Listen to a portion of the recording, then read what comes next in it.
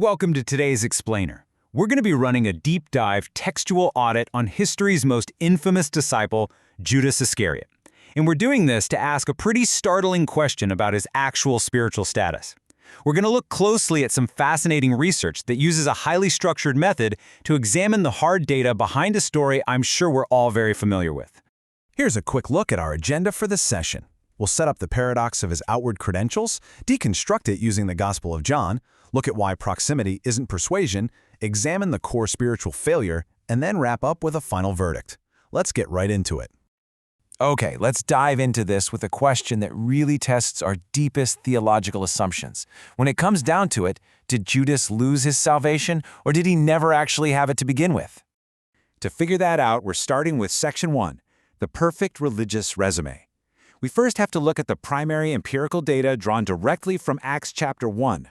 Now, what's really fascinating here is that on paper, Judas possessed the absolute ultimate outward résumé. I mean, look at this list. He had a scriptural location in prophecy, a publicly consequential end, an officially ordained apostolic ministry, prolonged day-to-day companionship with Jesus, and he was present during the entire baptismal timeframe. By every single outward metric, he was the perfect insider. Yet as we're going to see, absolutely none of this reflected a genuine, saving inward belief. And this sets up our core paradox. How on earth does someone hold the perfect outward office, literally numbered with the apostles, yet possess a completely empty inward status? The text tells us straight up, Jesus knew from the beginning who believed not. So why did Judas lack saving belief? It all boils down to this. His proximity was entirely about position, it was never about persuasion. That brings us to Section 2, the tri-unified negation. Let's see how this paradox builds into a really undeniable pattern of behavior.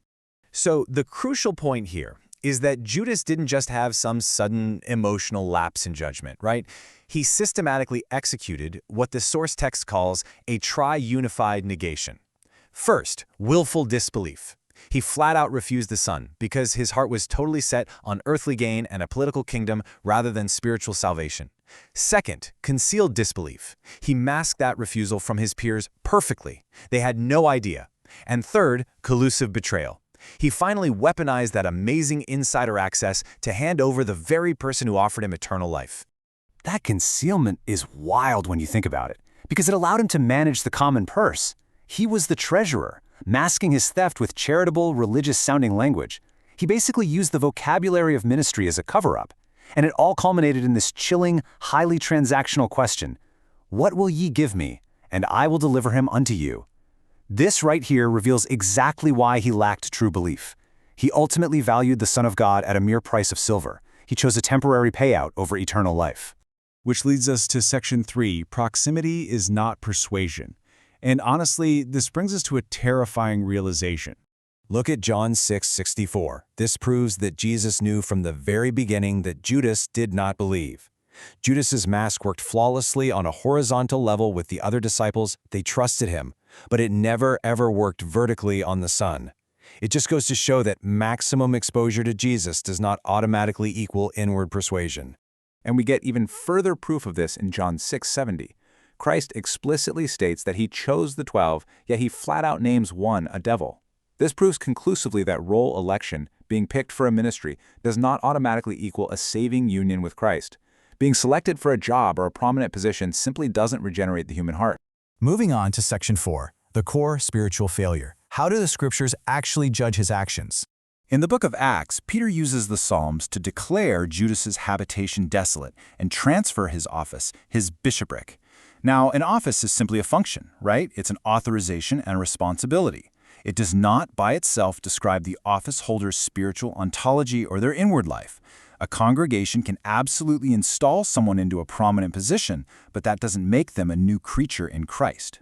And this reveals a really vital textual truth. Acts states clearly that Judas fell from his ministry and his apostleship by transgression. But notice what's missing there. The text never once says he fell out of eternal life. He fell from his function, not his salvation. Why? Because, as we've established, he never actually possessed saving belief in the first place. Finally, Section 5, the final verdict. We need to synthesize all this data to audit the theological systems that try to explain this infamous disciple. When we audit the major theological systems against the text, some huge distinctions emerge. The Calvinist idea of a programmed mechanism is corrected by showing that divine foreknowledge isn't the same as coercion. The Arminian idea of lost salvation is refuted by distinguishing office removal from an actual loss of eternal life.